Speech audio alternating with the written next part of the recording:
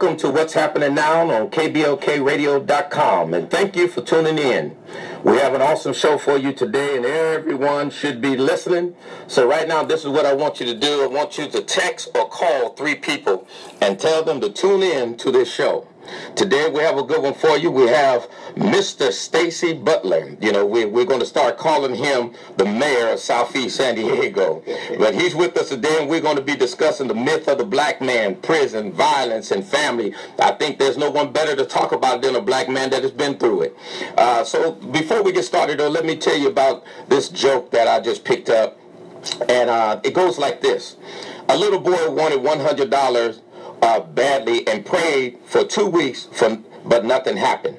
Then he decided to write a letter to the Lord requesting the $100. When the postal authorities received the letter addressed to the Lord, USA, they decided to send it to the President of the United States. The President was so impressed, touched, and amused that he instructed his secretary to send the little boy a $5 bill, as this would appear to be a lot of money to a little boy. So the little boy was delighted with the $5 and sat down to write a thank you note to the Lord. It said, "Dear Lord, thank you very much for sending me the money. However, I noticed that for some reason you had to send it through Washington, D.C., and as usual, those jerks deducted $95. All right, I hope that was funny enough. News and current events. First of all, our prayers go out to the 2 young men who survived the shooting on Tuesday night. One was shot in the hand, the other was shot in the head. And as we move further in this program today, me and Mr. Butler is going to be talking about this violence. But we most definitely want this senselessness to stop. So here you go. You have those who are always trying to paint a negative picture about blacks in America. Yes, we know we have some issues in the black community, just like you have a lot of issues in the white, brown, Asian, Native American, other racial and ethnic communities. And of course, those that know me, you know that we are going to talk about this because I'm always talking about the issues in our community. So we're going to deal with that. But let me give you some stats of the black family according to Save America Ministries. And here's a financial portrait. 70% of African Americans do not live below the poverty line. 61% of middle class blacks own stock. 40% live in suburban neighborhoods. $500 billion a year is generated and circulated in the black community. $500 billion. Several named as wealthiest individuals in the nation. Black households earning over $100,000 a year increased tenfold since the 1960s. Let me give you a leadership portrait. 42 black members of Congress, 1 black member of the Senate, 9 times as many as 1964. More than half of 50 states, including Washington, D.C., have black mayors. Blacks are directors of major corporations, university presidents, astronauts, political leaders, and military generals, and even U.S. Secretary of State, Colin Powell and Condoleezza Rice. And, of course, we have a black president. The number of blacks with high school and college diplomas tripled since the 1960s. And here's a little note for you. The black family has made some astounding financial, political, and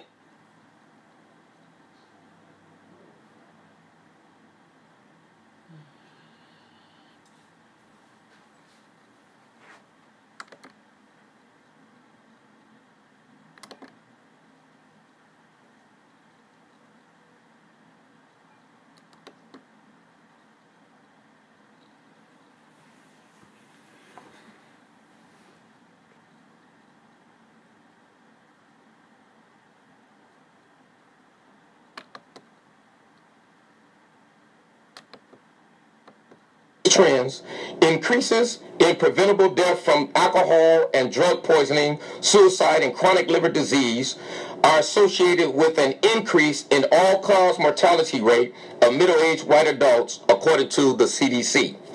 From 1999 to 2013, the mortality rate for white Hispanics, men and women, rose by 34 per 100,000, with poisoning rising by 22 per 100,000, an increase in suicides of 9.5 per 100,000, and a 5.3 per 100,000 increase in chronic liver cirrhosis. Annie Case, PhD, and Angus Deaton, FBA, both of Princeton University, reported in the proceedings of the National Academy of Science. Now, demographically, these increases seem to be confined to white middle-aged adults. Mortality rates for non-black Hispanics fell by more than 200 per 100,000, and decline of 60 per 100,000 among Hispanics. The gap between black and white mortality rates narrowed from 2.09 in 1999 to 1.40 in 2013. Now, according to News One Heart Association, they reported that black patients don't do as well as white patients when it comes to health measures due to socioeconomic disparities. Let me say this again. That black patients don't do as well as white patients when it comes to health measures due to socioeconomic disparities. And so that's one of the problems we have to deal with, is poverty in the community, if we're going to eliminate a lot of these problems that we have. But researchers are finding that in situations where these injustices and social imbalances do not exist, the scales shift. The U.S. Department of Veteran Affairs conducted research that reveals the effect of the health system's lack of equal access among black and white patients. While this lack of access usually means a higher mortality rate for black patients, data from an analysis of 3.1 million people showed that black patients do medically better than whites when they get the same health care. In fact, black people have a 24% lower mortality rate than whites with an equal playing field. So although members of the black community tend to be at high risk for health complications and conditions, this information shows that blacks have a longer lifespan because of genetic and biological advances. The Los Angeles Times reported, "We thought we were going to show they do the same if the same care is offered to both groups," said senior author Dr. Kamyar Kalantar-Zala, a nephrologist and epidemiologist at UC Irvine.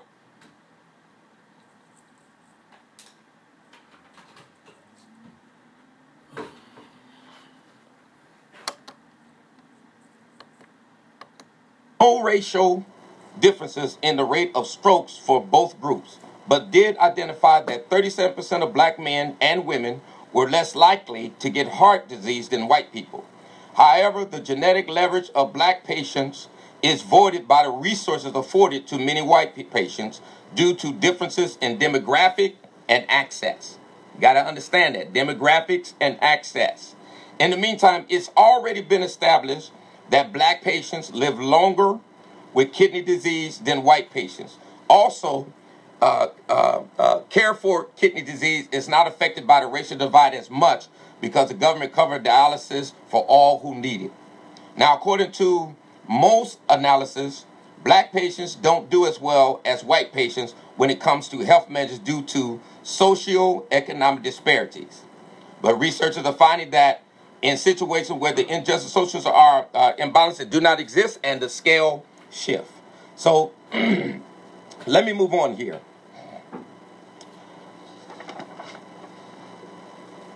To compare the VA findings, the National Health and Nutrition Examination Society also conducted research on 5,000 people. The study found that the death rate was 42% higher for blacks than whites. Health professionals, Dr. Nikila Cook and Dr. George Mensah of the National Institute of Health reported that the gap revealed by the VA system could also show that diet, exercise, and other access and wellness factors play a role.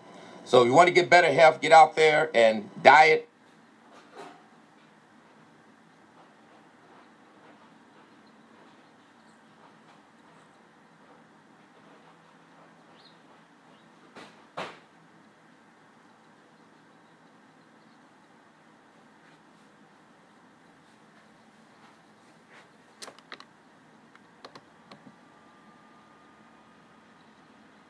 A little bit about Stacy Butler.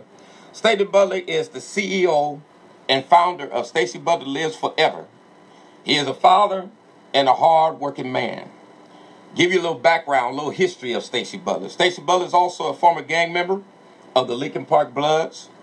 In 1988, Stacy Butler was arrested for the shooting death of the San Diego police officer Jerry Hartless. Hartless, 24, was shot in the forehead January 9, 1988. Stacy Butler went to prison after being implicated in the killing of a San Diego police officer, and he was convicted. But after he was convicted, and he had received, at first they were trying to give him the capital punishment, hung jury, then he went back, got convicted, and they gave him 31 years to life. But after he served 12 years, Butler pleaded guilty to voluntary manslaughter and was released in 2000 after a string of police and prosecutorial misconduct tainted the evidence against him. But remember this, he's always maintained his innocence and said that he's innocent. Today, Stacy Butler is known in Southeast San Diego neighborhoods for helping to end violence in his community. In Southeast San Diego, his name is a household name. And Stacy, before we get into that, I just want to read some stats, since we're going to be talking about the myth of the black man, and we're going to be talking about, the prisons and the violence and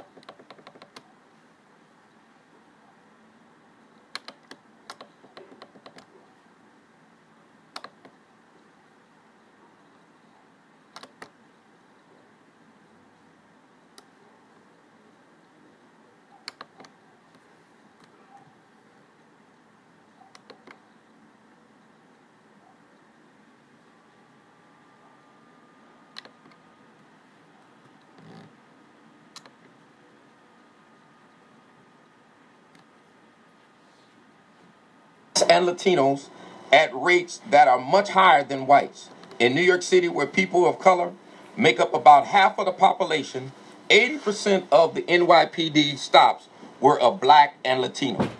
When whites were stopped, only 8% were frisked. When blacks and Latinos are stopped, 85% were frisked according to the information provided by the NYPD. The same is true most other places as well. In California study, the ACLU found blacks are 3 times more likely to be stopped than whites. Bill Quigley asked a question of his entire, and I'm going to stop right here, and we're going to go to a commercial. And when we come back, I'll pick back up, and we're going to get into this interview with Mr. Stacy Butler, the mayor of Southeast San Diego. What is that? Oh, that? It's my time machine. Does it work? Sure. Just hit this button. Whoa, dinosaurs. Cool. Or we can go here. Hey, that's Napoleon. Or we can go to the future. Wow, hey, you have this nice house. Do I have a nice house? No, you didn't save any money. Always spent it on vacations and stuff. If only there was a way I could go back in time and correct that bad habit. Yep. Okay, the time machine is not real, but the saving thing is. Get in the habit of putting some of your money in savings each week through a 401k, savings account, or financial investments. Put away a few bucks, feel like $1 million. For free ideas and easy tips on saving, go to feedthepig.org. That's feedthepig.org. What does this crazy little button do? Wait, no! This message brought to you by the American Institute of Certified Public Accountants and the Ad Council. Hey, hey, hey, it's me, Reggie Gridine, your host for the Veteran Hour Show. Tune in every Saturday from 3 to 4 Pacific Standard Time right here on KBLKRadio.com. We will enhance, educate, and enrich the lives of veterans and their families. We will help you with your claim for compensation and benefits and direct you toward the health care you need. Don't forget, that's every Saturday from 3 to 4 on KBLKRadio.com. The Global Educational Media Network presents the new KBLK, where Black Lives Matter. San Diego has finally found a voice from the Black perspective. We'll give you the best in R&B and talk, addressing our issues as a community. Only from San Diego's source for R&B and talk, the new KBLK. Hey, is that a faucet running? Nope, that's not a faucet. That's a river rushing through the forest. It is? Yeah, forest rivers provide over 100 million people with clean water to drink. The water comes straight from the forest to us. In fact... What? I can't hear you because of the vacuum. That's not a vacuum. That's the trees in the forest cleaning up the air we breathe. How do trees clean the air? They soak up the dirty air on their leaves, branches, and trunks, which means clean air for us. Cool. I didn't know that. Yep. But the forest does more than give us clean air and water. It gives us shade for hot days, birds to listen to, and trees to climb. Wow. That's awesome. I didn't know how cool the forest could be. Hey, let's go explore some more. Visit the forest today and enjoy all it does, just for you. To learn more about the forest and find one near you, go to discovertheforest.org.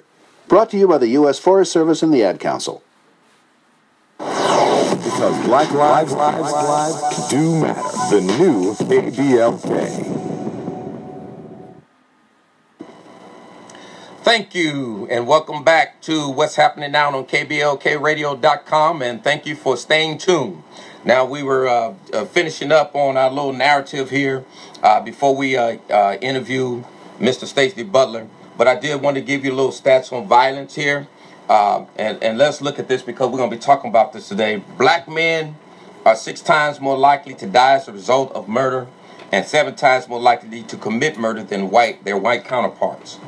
1/8 of the population is black, but 1/2 of all homicide victims are black. And yes, 90 to 92% of black homicides are black on black.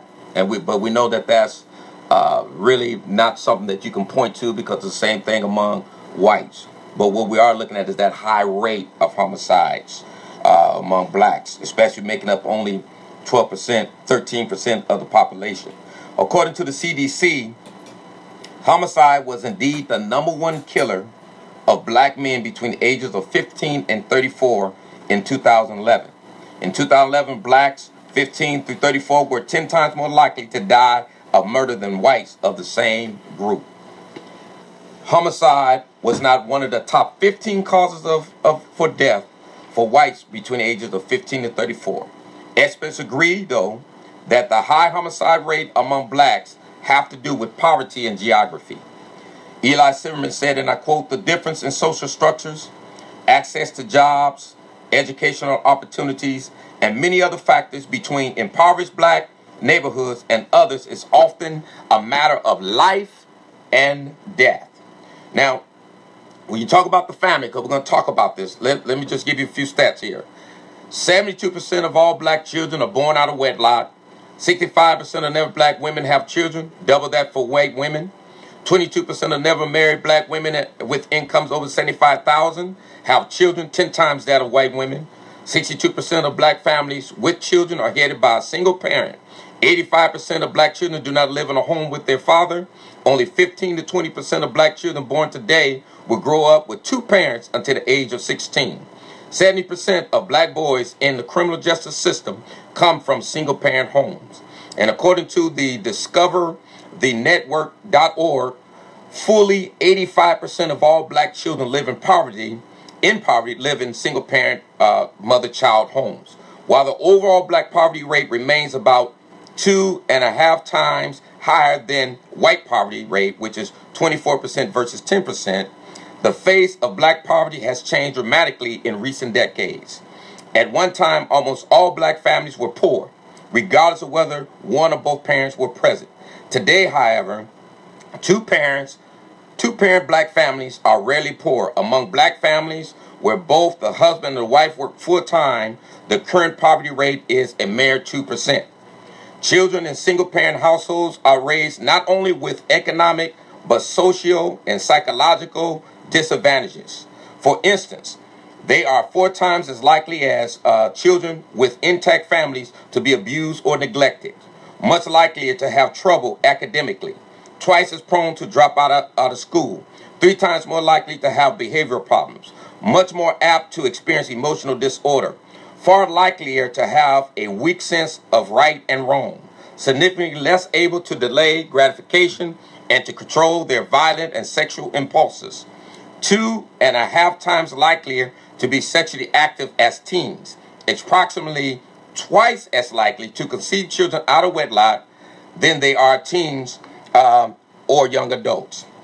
When they are teens, teens or young adults. So now, Ms. Day, I want to first deal with the prison situation. I want to look at you and your life because you've been through a lot, and I think anybody can speak on some of these things. Yes. It's you most definitely because we all have experienced this. But let's start with prison. Yes. How many times have you been to prison? My first time going to prison, I was 21 years old. So 1984, they sent me on a prison observation. 90-day out.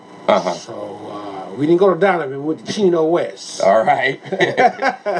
You know, and so they evaluated me, and then they sent me back county jail, and I got released January 85. Okay. Yeah. And go ahead. And then I went back to prison in September 85. Assault with a deadly weapon. I didn't have a weapon, but they said my hands was a deadly weapon. I don't know why I signed that deal.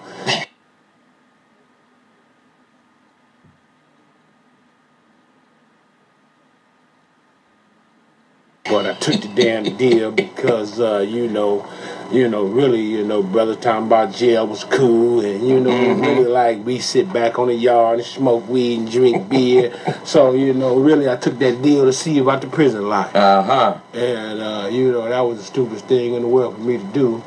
So from 85 September, I went to jail. I did about 16 months. So anyway, I got out December 28th, 87. Then 87, December 29th, 87, I went back to jail March 5th, 87. Well, I got out December 26th, December 28th, 1986, and then I was only out 72 days. Because I've been counting days, when I go to jail. So I was only out from December 28th to 87, March 5th. Okay.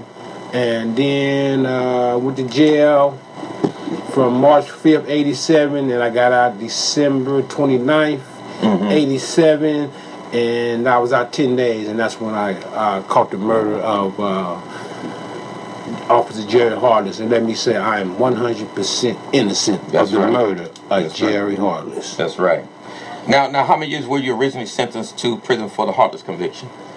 They didn't charge me 72 hours. They had to make up a case. So I went to prison for 6 months. And then I was charged June 29th, 1988 for the homicide. And I didn't go to jail. I was in the county jail for 3 years. I didn't go to... My first trial was a death penalty case. So 91, I went to trial, got a hung jury, 6-6. Police lying on the stand. Paid witnesses. Maselli claimed I confessed to him. Sat on the bench with a brother. They said I confessed to him. So they were planting people around. Yeah, man. It's just, I would say that court system. Stay out the court system. Yes. Man. Yes. All of them party together. The DA, the judge, all of them, the news reporters, they all party together. And the reason why I tell you that, because when we got released, Our lawyer went to a party. One of our lawyers took us to one of the parties. All of them up in there. Lisa Lake was up in there. Everybody's up in there drinking. So, yeah, I've seen a few drunk judges. So he wasn't there to do a story. He was there to party. Yeah. So, yeah, everything is pre-planned before you even walk in the courtroom. But anyway, yeah, so I got a hung jury in 1991, and then after that they changed the theory, and that's where all 6 of the homeboys came in the courtroom.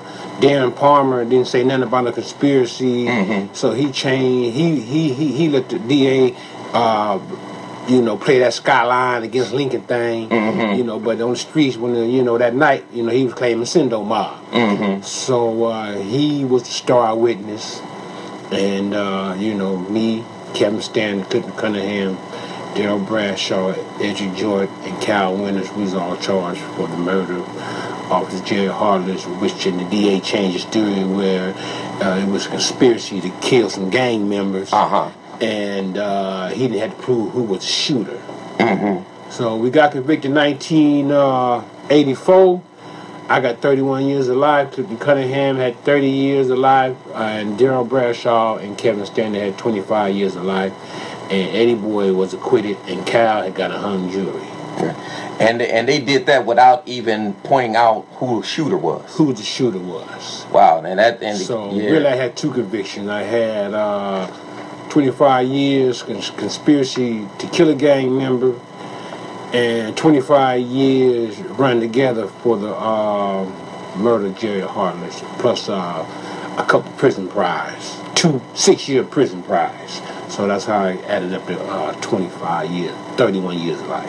Wow, they say and then that's a messed up system, man, that a brother can be convicted without them even knowing who the shooter was or anything, It's almost kind of like what happened to the 33 that we're fighting for this year and last year, same old kind of thing, just point out any of their homies, anybody, anywhere, get somebody to lie, They trying to find that reason just to snatch you up.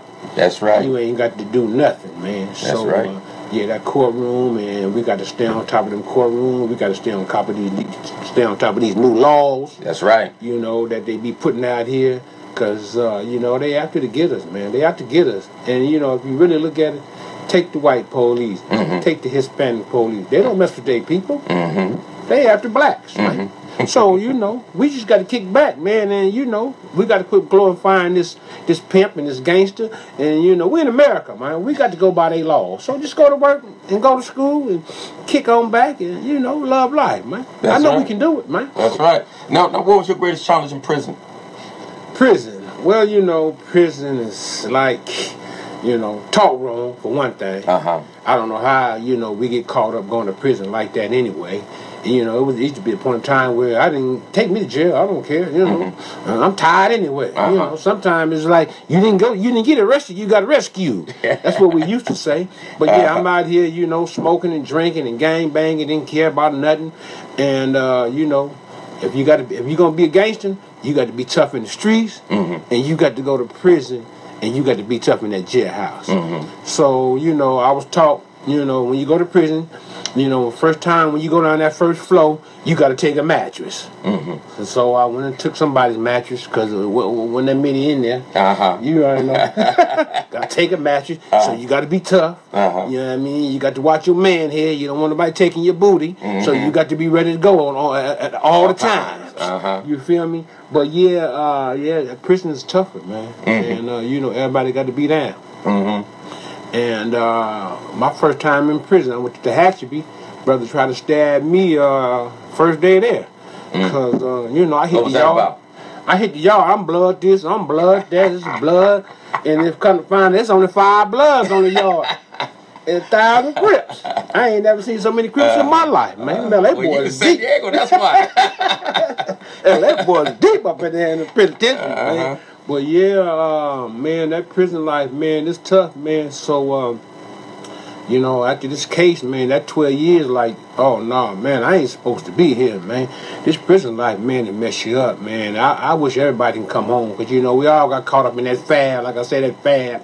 You know, everybody want to be a gangster, you know, and there's a lot of brothers that did some really bad stuff that night. It's just that night. You know, it don't take that long, you know, to be in that penitentiary for 100 years. That's right. And, There's folks in there you for know, that. we all caught up, you know, in the gang because somebody else in the gang. You know, we really ain't bad people down here in San Diego. I want y'all to know that. Ain't nobody fought for no food. Ain't nobody, I mean, you know, I don't know, abuse. But anyway, you know, we come from a good background. And I know everybody can do the right thing, but yeah, we can't keep jumping into stuff. Right. You know, I jumped up in this gang life like it was cool, and it ain't cool. Now, in prison, do you think that one of your challenges is not to catch more time, in the sense of getting shanked and having to deal with all that kind of stuff? I got stabbed one time, been in a few riots, so, you know, in prison, you know, my last time, you know, sometime when you got 16 months, you ain't doing nothing but running around the yard, you know, in everybody else's business, you know, ain't really reading no books, ain't really trying to fight, you know, go to a law library and try to fight for your life to get out of prison. But this last time when I had that 31 years of life, you know, I read a lot of books, you know,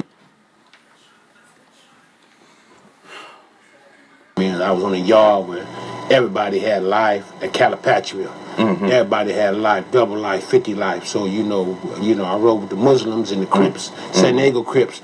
You know, the funny part about it, we would fight on the street, but in prison we get along. We together. So it really don't make no sense. If we can get along in prison, we can get along on these streets. That's right. But yeah, when I had that 31 years of life, you know, I know the law. I was buying, they were sending me Georgetown law books. So yeah, I know the law. You know what I mean? And I watched that Bill Nemo for 6 years. You know, I read a lot of books. You know, I got my GED in prison. And, you know, you got to rehabilitate yourself when you're up in that penitentiary. So when I came home, I said, I'm going to work. I'm through with that gang bang, and I'm through hanging out. And I've been cool ever since. So you got to talk to yourself. So okay, now I do have a couple more questions about prison, but since you jumped there when you got out of prison, and, you know, these cool things. So how did you end up getting shot?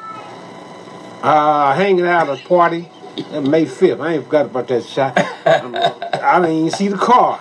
You know, it's funny how, you know, you hanging out, pop, pop, pop, and, you know, I'm trying to duck, but I was like standing still. But yeah, the boy shot me in the butt, man. And where he shot me, I got shot in the front, but it went out my behind.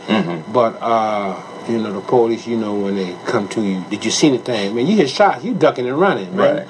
You ain't trying to find out where them bullets coming from. That's right. So, yeah, I've been shot twice. I got shot in 81 by the homeboy Hardy Smith down by a liquor store. So, you know, I didn't even run. It's like he held the gun to my head, and he just went down and shot me in the leg, but he was about 5 millimeters away from my blood vessel. So that would have took me out there. Yeah, so, just a shot in the leg can do it. So you know, I've been lucky, man. I've been escaping this death. You know, escaping these prison lives. So I push this piece, man. You know, and I'm gonna quit while I'm ahead. Really. And you know, now a lot of times what they say, especially when you're looking at the violence, the crime, and gangs and things like that, people, you know, say, oh well, you know, a lot of times people stop because they age out. But you know, I think one of the important pieces in which we deal with a lot of times in the community is prevention. And what do you think could have prevented you from going to prison and getting caught up in this gang lifestyle? Well, I can tell you, my brother Larry Butler used to hang down that liquor store. My brother Keith Butler used to hang down that Dr. J. It used to be Paul Lowe's liquor. You know, I'm from the old school. I really started off PL Control, Clarence Knight. I met him one time, and then he caught that case over there on Ozark for falsely killing that lady from La Mesa. But yeah, I also am a single parent. My dad died when I was 1, so... if you really look at it, them single parent kids, you know, you really got to be on them because they can go anywhere. Mom at work, so I went anywhere. I was all over the neighborhood. With the brothers that had the mother and the father, they couldn't even cross the street. So yeah, you know, started off me and my partner Cleabone. You know, we all grew up together, And you know, you're young and you run them streets. You know, I seen too much. You know, I seen my brother having sex, and we used to steal bikes and steal stuff out of stores. You know, just manage. You feel me? So. You know, you can't teach your kids, can't see everything. Right. And then at the same time, they can't just be doing stuff because everybody else doing it. And that's a lot of stuff. That's how we get caught up. He doing it, he smoking weed, so I want to smoke weed. Yeah, you know, you got to be a leader. Absolutely. And I remember back in those days, and your brothers were pretty known back then. Yeah. And of course, you were the younger one coming I up. was the baby of the family. Right down to that store. Yeah. So now, what challenges did you face when you were released from prison that last time you got out? What do you think some of your challenges was? What did you struggle with? Well, you know, that gang life, the homies, you know, I had to, you know, I had to go to work, man. I didn't want to see that jailhouse no more. You know, that last 12 years was kind of tough. But yeah, my challenges, I had to prove people wrong, you know what I mean? You know, I had to talk to myself. And I thank God for Brother Larry Price, Trilogy Landscaping. He had a contract down there at the Jacob Center. Wasn't nothing but dirt. Wasn't nothing there when I got down there. 2000, September 30th, 2000. Miss Kelly Sharp was Kelly Step was the security guard, and everything was a dirt floor.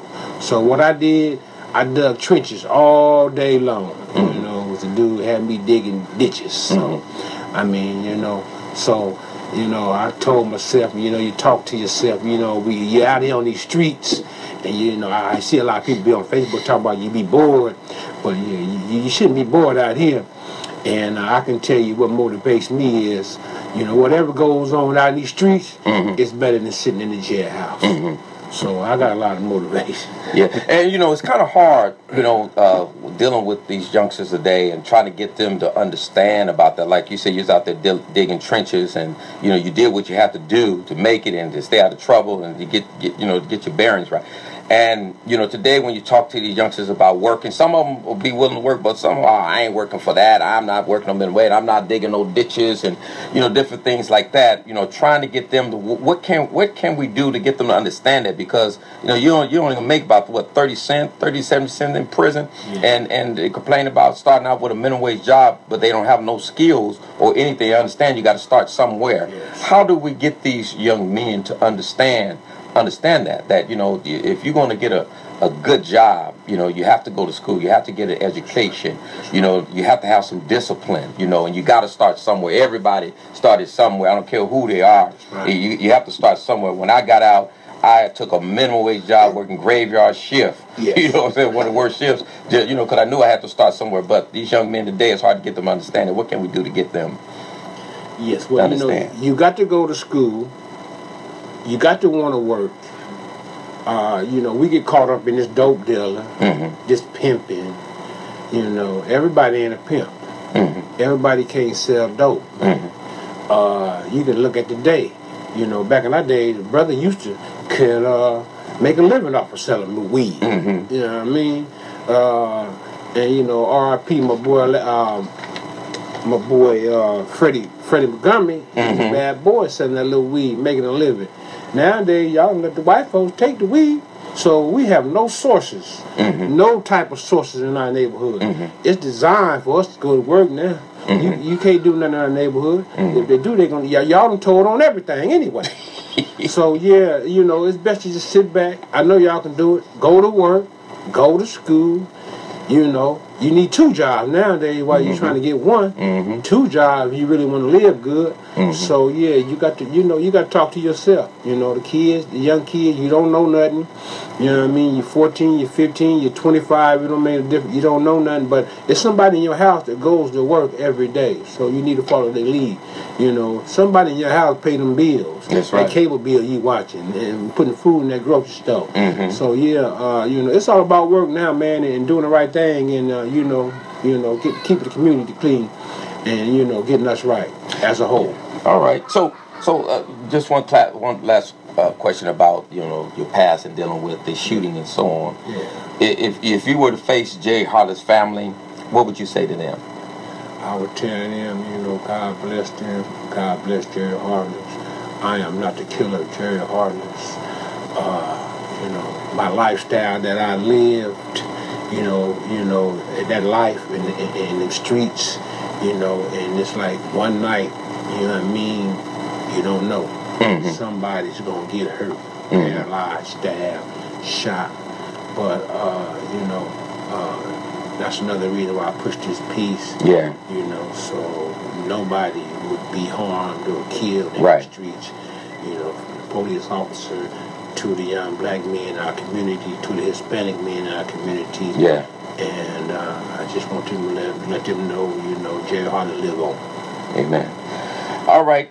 Through prison reform, we have a lot of people being released from prison, you know, whether it's recent AB 109, Prop 47. What words of advice or counsel would you give them to help them to succeed? Well, they need to just relax. It's going to take over like a whole year for you to adjust to society. Because society is a whole lot different in prison. You ain't no free gas and electric. You got to listen to somebody that has been out here that can lead you in the right direction, but you can't get stressed out, you can't get bored, and you got to keep fighting for a job or something positive to do to stay out here. All right. Now, I want to move on to this, dealing with this violence in the community. How long you been pushing violence, man? I started pushing violence. I don't know, them sisters got killed over there. Peace, I mean, how long you been pushing peace? I've been pushing against violence? Peace. It's been over 10 years. I've been pushing this peace, man. And I really enjoy pushing this peace, man. I have met a lot of good people. You know what I mean? But, you know, I get them looks, you know, what are you doing? But, I mean, you know, this is better for us. Why now? And, well, I can tell you this, man. Sitting up in that jailhouse. There's a lot of misery up in that jailhouse. You feel me? Want to be tough. Right. You know, it ain't getting you nowhere. And I push peace. You know, I've been in the streets. And really, you know, when I first got in the street, I was green. I didn't really know nothing. I wasn't no hustler.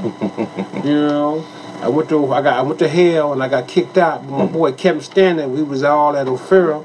He selling weed in 8th grade. I ain't never seen it. We were never broke. He always had some money. You know what I mean? But you know, we talk wrong, and I'm just here to get back. Gotcha. And I want you to know, anybody's kid, your kid, you can get them anything they want. They can have all the best schooling in the world. And I'm here to save your child. Because once he decide to start gang banging, crippling blood, you can't stop it. That's right. Now, what can we do? What more can we do? We trying. But what we more can we do? Kids, but we ain't got time to babysit the kids. You know. But the kids know. You know better. You feel me? You know. For one, you smoking this weed. You need money to smoke weed. Man or woman. You know. You know. And you gonna do something. Right. You gonna steal something. Or a woman gonna sell herself. You know. But don't sell yourself short of no marijuana. That's right. You smoke that stuff. What do? You know. And alcohol mess you up too. Right. You know, it's stuff we need to break. You can't drink every day. You know. And then y'all talking about turn up. Turn up. You messing yourself up anyway. Turn up. What you do? You messing yourself up, and then you drinking all night. Do you really know what you do, or do you remember what you do when you turned up? Now, one of the things, you know, when we talk about that large, like marijuana, drinking, other types of drugs, and we know that this, cocaine, it contributes to a lot, right? I mean, these things, there's a lot of things that contribute to drugs. Them wanting to do drugs and so on, you know, like poverty, stress, community living, different things you're dealing with. But when we look at that, somewhere along the line, we have to take some kind of responsibility, right? Well, you know, I understand drugs. So much bad goes on in our neighborhood, you think drugs is going to relieve this madness. But it ain't. It makes it worse. Right. because you're going to go from marijuana, you're going to try something else. And, yes, you know, most of our kids might be drunk on PCP, but the police ain't going to never test you because they messed their case up. Yeah, right. You know, if you go to jail, you did something, but they test you PCP. Okay, you got defense. So you know, I was hard. Yeah, he was high. He wasn't in his right mind. And so yeah, you know, drugs. Yeah, it do play a part in the street life.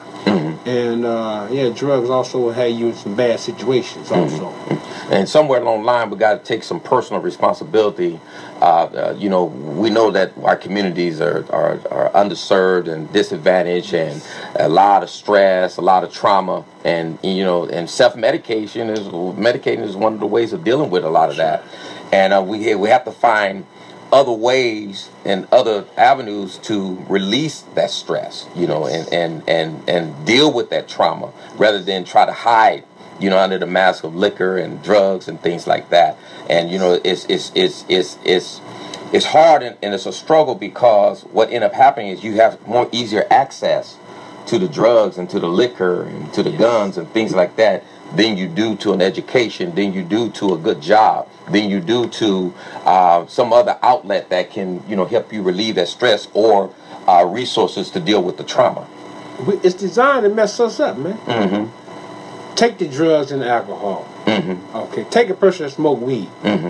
Where he want to go? Do he want to go to a meeting or do he want to smoke a blunt? Which one he gonna choose? Right.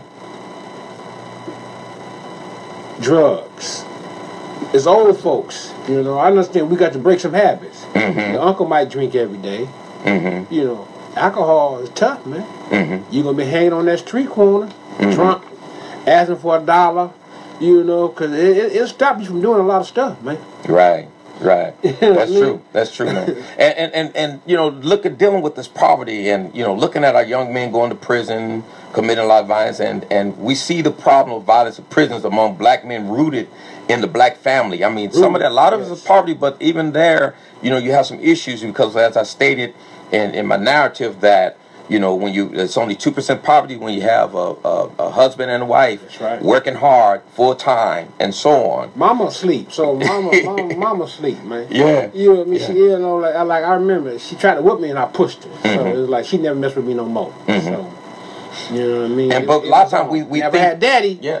Yeah, I mean. But we think that a spanking will solve the problem, and parents need to understand that's a form of discipline, but it's not going to solve the problem. Because blacks whoop their children more than anybody else, and we got problems still in our community. I kind of like the whooping, so you gonna remember that whooping. So sometimes you know I ain't gonna do that again. Yeah, you know. But yeah, you know, with us, man, we just got to kick back, man. You know, we got to abide by these laws that America has put on us. You know, it's, you know, with me, it's really, I got to outsmart people sometimes, man. And we all need to outsmart people because they just dictate how we gonna live.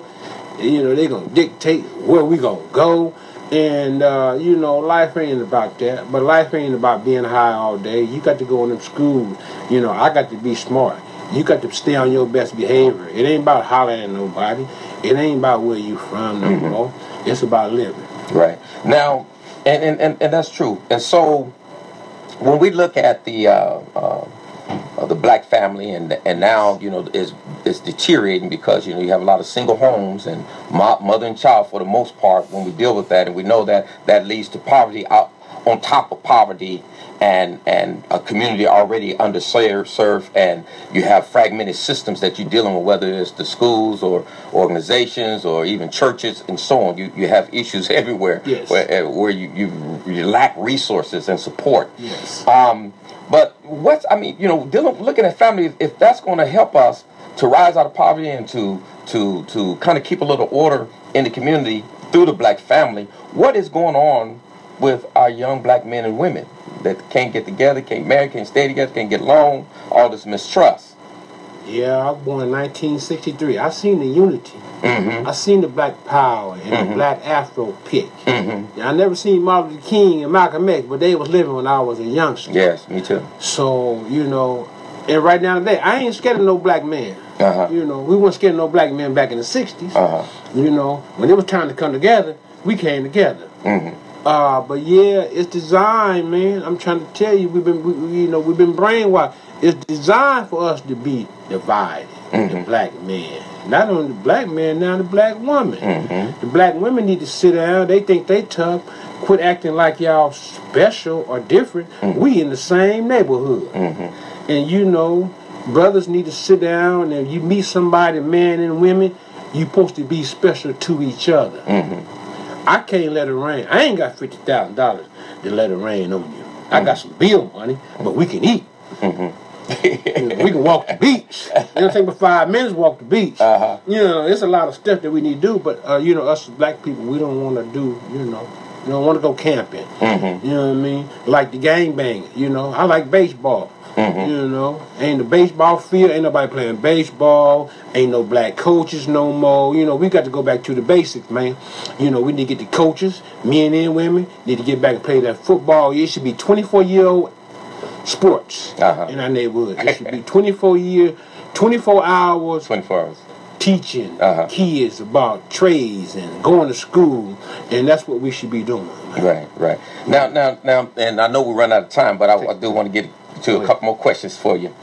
See where your head is on this. 72% of all black children are born out of wedlock. Has sexual immorality decimated the black family? That born out of wedlock, you know, and not doing it God's way. What is your thoughts on that? Yeah, we got to find a way to, you know, a man and a woman. If you love her, you know what I mean? You know, as a man, 2 and 3 women, you know, it's like, when I was little, I used to see the men. I seen the black family where the man went to work and came home. You might think that's a boring life, but it ain't. Because you could be sitting in that penitentiary with 25 years of life, wishing to come home, for y'all to been in prison, wishing to come home.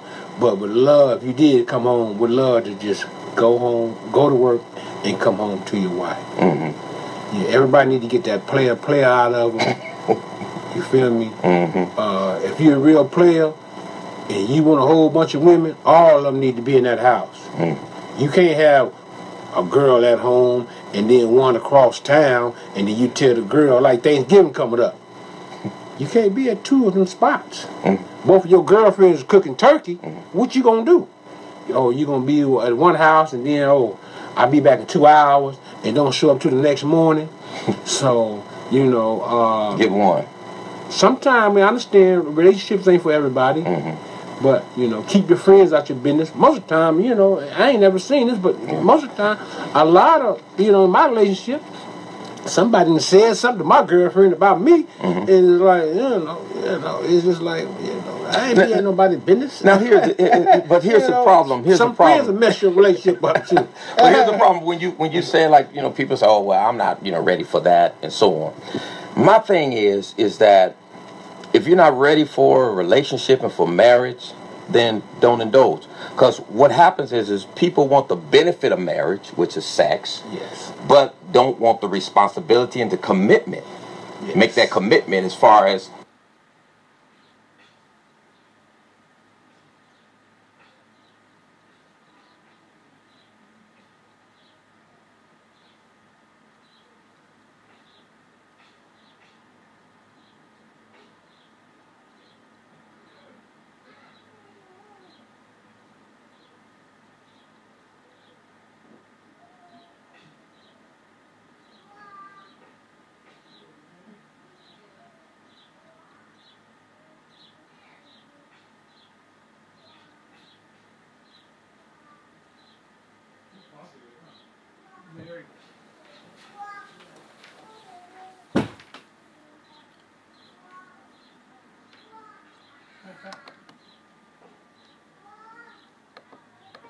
I think that people can do that, and that's what, you know, we got to encourage in our black communities if we're going to start healing the black family. Right.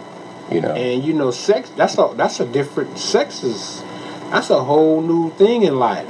You know, sometimes it can blow your mind. You know what I mean? Like gangbanging can blow your mind. That first hit a week can blow your mind. And we bunch everything together. Right. Like bills, getting up in the morning, sex, you know, take care of you. You know, them 5 different entities. You know what I mean? And you know, but us as a one race, I mean, we got to stick together and we got to find a way to love. You know, and when you first meet somebody, you know, you answer the phone with one ring. It's just all love. You want to see that person, and then after a while, you know, I don't understand how you love and then you hate 2 days later. You know, it's kind of crazy. But people need to understand people before they get into something. That's right. That's right. So I believe so. We can fix this poverty problem among ourselves in some ways, but we do got to bring what resources do we need to bring into the community to address poverty, because that's one of the big problems, and education, lack of opportunities for education and jobs. You know. Well, you know, it started with old folks. So I'm 52. You know, and you know, it's a lot of old folks still got them bad ways, and it started with us. We got to teach the kids. We got to, you know, let them know which way to go. All right, we got to wind it on up, and we thank the Lord for having Mr. Stacy Butler, and don't get mad at me for this, but the mayor of Southeast San Diego, official mayor of Southeast. So we thank you for stopping by, man, and chatting with us and having a little talk. And thank you for listening. And we're going to ask that you tune in next week for another great show on what's happening now on KBLKradio.com. Picket lights, picket sign, punish me with brutality.